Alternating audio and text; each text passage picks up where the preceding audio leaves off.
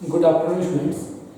जैसा कि हम लास्ट क्लास में डिस्कस कर रहे थे इस ईयर जेईई मेंस में आए हुए क्वेश्चन की, तो आज उसी सीरीज को हम आगे बढ़ाते हैं और देखते हैं कि कैसे क्वेश्चन आए हुए थे। तो हम देखते हैं फिजिक्स में, तो हम पहला क्वेश्चन देखते हैं। इसमें मान लीजिए क्वेश्चन हमारे पास, कंसीडर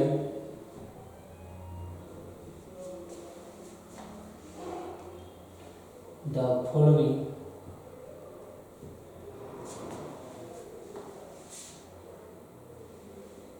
current carrying structure।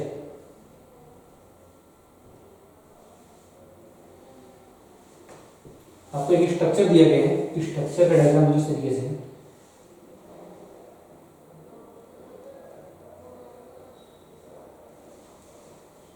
ये करंट जा रहा है 4 एम्पियर और यहाँ से सेंटर है और यहाँ से ये, इसका आपको रेडियस दिया गया है। इसका रेडियस आपके पास 4 पाई, इसका रेडियस आपके पास 2 पाई। आपको दिया गया है कि यहाँ पे जो I1 और I2 जो करंट फ्लो होता है, सेंटर आपका ये I1 और I2 फ्लो होता है यहाँ से और यहाँ से निकल जाता है 4 एम्पियर, है ना।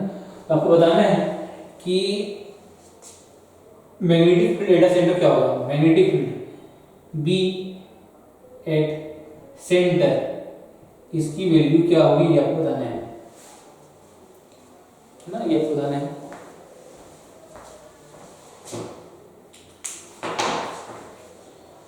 तो अगर हम इस क्वेश्चन में देखें तो हमें पता है किसी भी सर्कुलर रिंग, ये क्या है, अपने सर्कुलर रिंग है, सर्कुलर एक रिंग है जो कि हाफ है, सेमी है, सेमी सर्कुलर रिंग। तो ये भी है आपका semi circular ring, semi circular ring जिसका रेडियस अलग अलग है। आप जानते हैं कि किसी रिंग की वजह से, सेमी सर्कुलर रिंग की वजह से, सेमी रिंग की वजह से जो मैग्नेटिक फील्ड आता है वो होता है mu not I upon 4r के बराबर, है ना। तो अगर आप ये देखें कि यहाँ पे करंट I2 जा रहा है, यहाँ पे करंट I1 जा रहा है और क्वेश्चन दिया गया है कि जो I1 है I2 है ये इक्वली डिवाइड होता है। इक्वली डिवाइड मतलब इसकी वैल्यू 2 एम्पियर, इसकी वैल्यू 2 एम्पियर, ये ऐसा क्वेश्चन में लिखा हुआ है ना। तो आपको बताना है। तो अगर आप देखें, अगर मैं इसको बोलूँ स्मॉल रिंग, इसको बोलूँ बिग रिंग, या फिर इसको बोलूँ रिंग 1, इसको आप नाम लीजिए रिंग 1, इसको नाम दीजिए रिंग 2।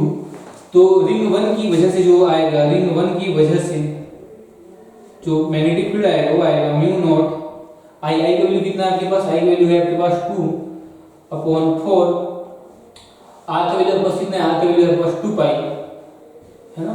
और इसका डायरेक्शन क्या होगा, देखिए आप लगाएंगे राइट हैंड रूल लगाएंगे। राइट हैंड रूल क्या बोलता है कि अगर करंट एक लूप में कुछ एंटी क्लॉकवाइज इस तरीके से फ्लो होता है, तो अगर आप राइट हैंड के फिंगर्स को करंट के डायरेक्शन में रखें, राइट हैंड के फिंगर्स को आप करंट की डायरेक्शन में रखें, तो जो आपका थंब जिस डायरेक्शन में बताएगा वो आपका मैग्नेटिक फील्ड का डायरेक्शन है। मतलब देखिए ये हमारा राइट हैंड रूल है, राइट हैंड में जो 4 फिंगर्स है इसको आप करंट की डायरेक्शन में घुमाइए। तो आप ऐसे घुमाएंगे, ऐसे कुछ ऐसे घुमाएंगे, देखिए ऐसे घूम रहा है, ऐसे घूम रहा है, कुछ इस तरीके से घूम रहा है करंट, ये और करंट। जब ये करंट ऐसे घूम रहा होगा तो अंगूठा आपका, थंब आपका बाहर की ओर डिनोट कर रहा होगा। बाहर की ओर हम बोलते हैं डॉट, है ना। अब ऐसे बी रिंग 2 निकाले हम, रिंग 2, तो रिंग 2 की वजह से सेम फार्मूला, वो भी रिंग है तो सेम फार्मूला लगेगा, म्यू नॉट आई की वैल्यू 2 अपॉन 4 इंटू आर की वैल्यू 4 पाई। तो आपका आंसर आ जाएगा ये। अब इसमें अगर आप देखें तो करंट यहाँ पे ऐसे फ्लो हो रहा है, अगर करंट ऐसे फ्लो हो रहा है, यहाँ पे अगर राइट हैंड रूल लगाएं तो ये करंट ऐसे कुछ फ्लो हो रहा है, ऐसे फ्लो हो रहा है ना। अगर ऐसे फ्लो हो रहा है तो अंगूठा डिनोट करेगा अंदर की ओर, मतलब इसको बोलेंगे क्रॉस, अंदर की ओर, है ना। तो अगर हम नेट मैग्नेटिक फील्ड लिखें, net magnetic field at centre, तो ये आएगा B1 प्लस B2। लेकिन जो B1 है आपका, B1 की वैल्यू आपको दी गई है mu naught into 2 divided bye 4 into 2 8 पाई। उसके बाद यहाँ पे दिया है B2 का वैल्यू, ये डॉट है, और इसके बाद B2 का वैल्यू है आपके पास mu naught into 2 divided by 16 pi, और ये आपका क्रॉस है।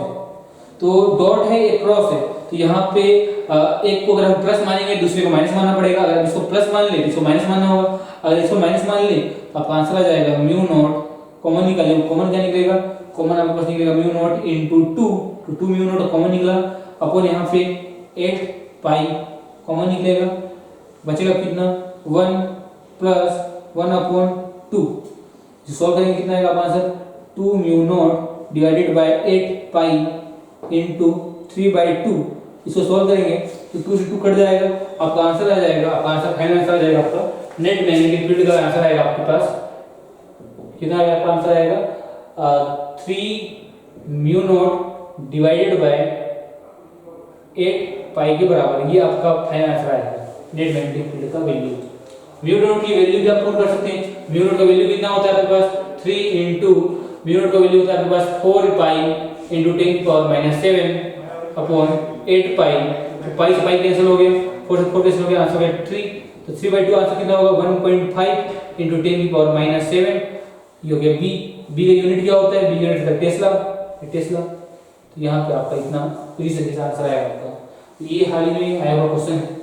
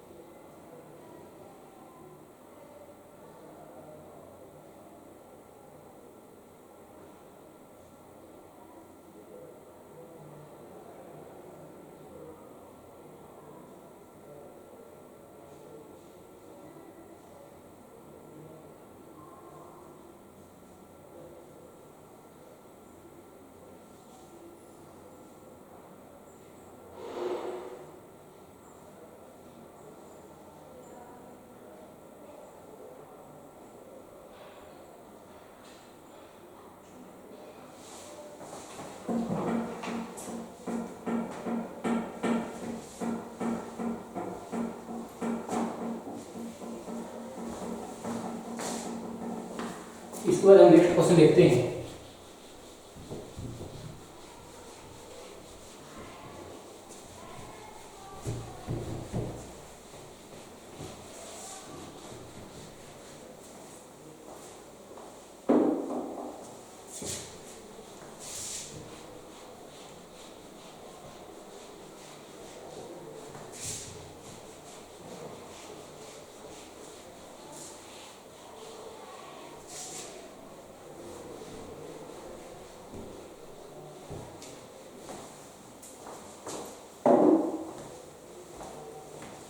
और हमारे पास नेक्स्ट क्वेश्चन है, आपको दिया गया है कि आपके पास एक इंडक्टर है, इस तरीके से आपके पास एक कैपेसिटर है, आपके पास एक रेजिस्टेंस है, ये तीनों ही आपको एक एसी सोर्स से कनेक्टेड है। इस एसी सोर्स का वैल्यू है 220 वोल्ट और 50 हर्ट्ज, और इसके एल का वैल्यू है 1/10 पाई हेनरी, सी का वैल्यू है 1/1000 पाई फेरेड, आर का वैल्यू है आपके पास 10 ओम। तो आपको बताना है कि पावर फैक्टर क्या होगा। पावर फैक्टर आपको बताना है, power factor in the circuit, ये आपको निकालना है ना। तो आपको पता है कि एक सीरीज आरएलसी सर्किट में, आपको पता है कि in series RLC circuit, series RLC circuit में जो पावर फैक्टर होता है जिसको हम बोलते हैं cos ऑफ फाई, इसकी वैल्यू होती है R/Z के बराबर। तो अगर R आपको दिया गया है, Z निकाल लें तो आपका काम हो जाएगा यहाँ पे। तो Z का वैल्यू कितना होगा आप जानते हैं, Z का वैल्यू होता है R + J XL - J XC के बराबर। R की वैल्यू कितना है आपके पास, R की वैल्यू है आपके पास 10, अब J कॉमन निकाले, कॉमन निकल गया। XL की वैल्यू कितनी होती है ओमेगा L, XC की वैल्यू कितनी होती है -1/ωc। तो ये आ गया, तो आप सोल्व करेंगे यहाँ से, तो आपके पास आएगा 10 + J, ओमेगा वैल्यू होता है 2πf, या फिर आप इसको लिख सकते हैं 2πf। ओमेगा वैल्यू कितनी होती है 2πf के बराबर, 2/2 पाई का पाई, f का वैल्यू कितना है 50, 50 × 2 कितना हो जाएगा 100, तो 100 पाई, ओमेगा वैल्यू कितना आ जाएगा 100 पाई। तो अगर ये 100 पे अगर पुट करें यहाँ पे, जे एक्सएल मतलब ओमेगा है, ओमेगा की वैल्यू है 100 × पाई, एल की वैल्यू है आपके पास 1/10 पाई -1/xc, एक्स की वैल्यू ओमेगा 1/ωc, ओमेगा की वैल्यू फिर से है 100 × पाई, सी का वैल्यू कितना है, सी का वैल्यू है आपके पास 1/1000 पाई, मतलब ये हो गया 1000 पाई ब्रैकेट बंद। तो अगर आप देखें यहाँ से, तो पाई से पाई कटेगा, 1 0 से 1 0 कटेगा, यहाँ से भी पाई से पाई कटेगा, 2 0 से 2 0 कटेगा। तो आपको आंसर आएगा 10 + J, यहाँ पे आंसर आएगा 10 माइनस, यहाँ पे आंसर आएगा 10, ये 10 - 10 कितना आ जाएगा 0, आंसर आ जाएगा 10, जेड वैल्यू कितना आ जाएगा 10 के बराबर। तो अगर जेड वैल्यू 10 है, पावर फैक्टर आप निकाल लेंगे। आर का वैल्यू कितना दिया गया, पावर वैल्यू 10 दिया गया है, जेड कितना है 10, पावर फैक्टर कितना आ गया आपके पास 1 के बराबर, 1 यूनिटी पावर फैक्टर आपका आंसर हो गया।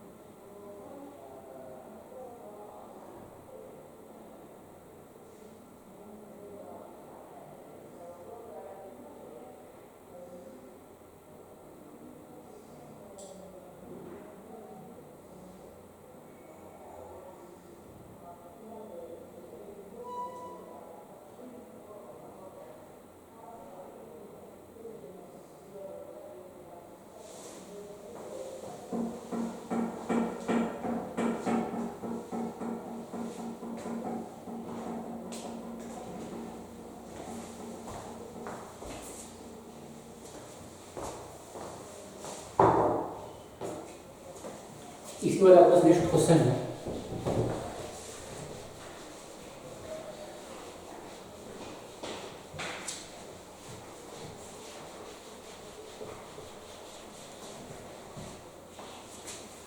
इसके बाद आपके पास क्वेश्चन है कि स्टेटमेंट 1 दिया गया है आपको, स्टेटमेंट 1 और स्टेटमेंट 2, दो स्टेटमेंट आपको दिए गए हैं।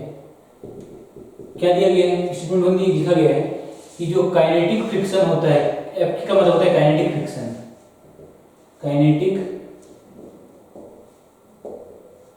फ्रिक्शन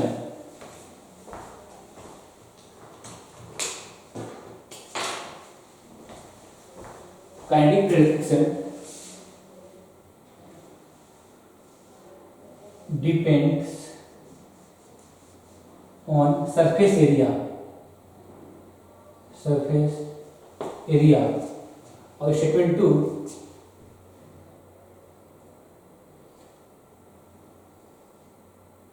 लिमिटिंग फ्रिक्शन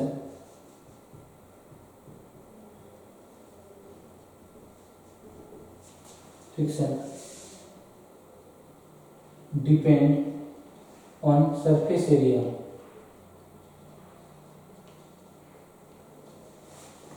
ये दो चीजें हैं आपके पास, स्टेटमेंट 1 और स्टेटमेंट 2।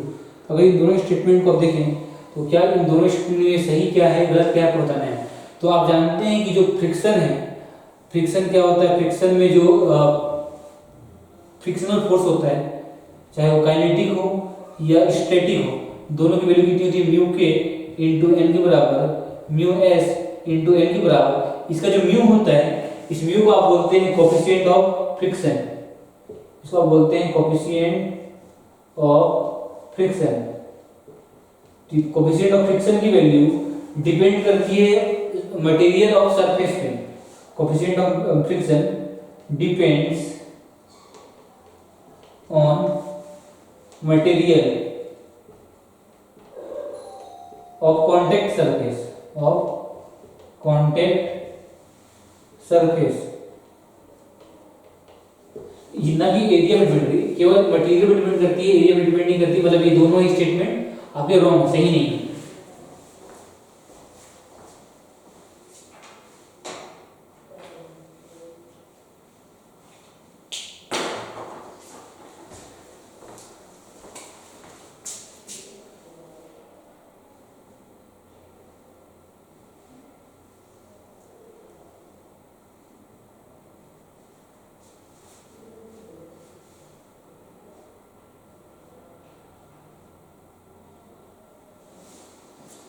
इतना चीजें आप यहां से समझ सकते हैं।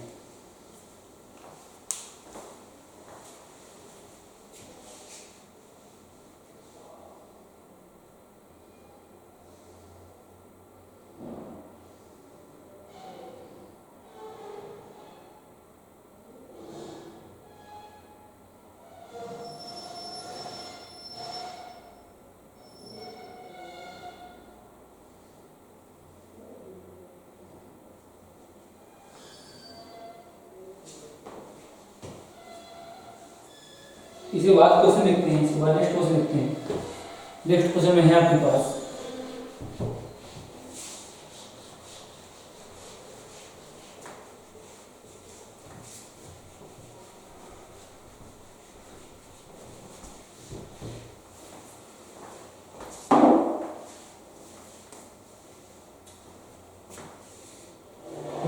नेक्स्ट क्वेश्चन दिया गया है आपको कि एन एटम, एक एटम है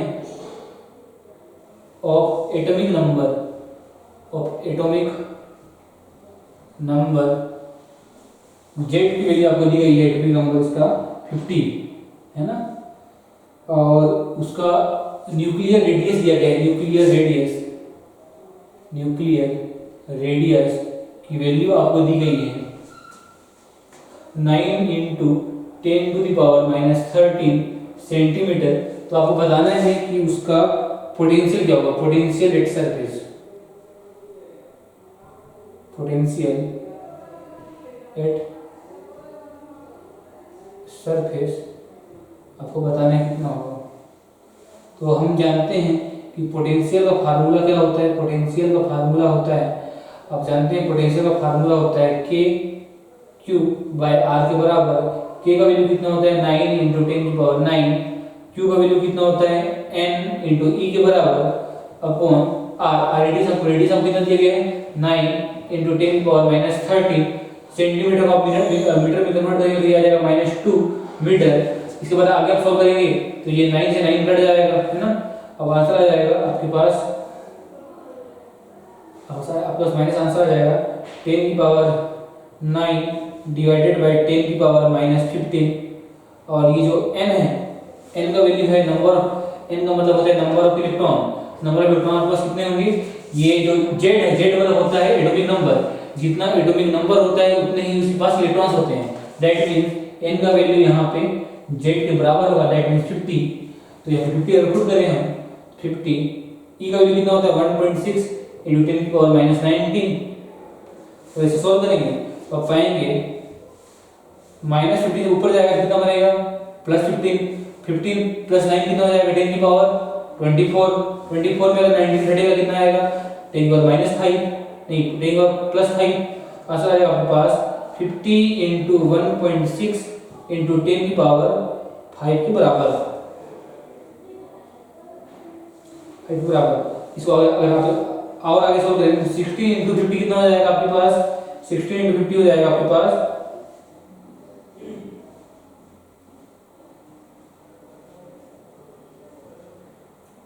80 इंटू 10⁻5। ये आपका आंसर होगा। आंसर फाइनल आंसर होगा, पोटेंशियल का फार्मूला होगा 80 इंटू 10⁻5 वोल्ट। ये आपका आंसर है।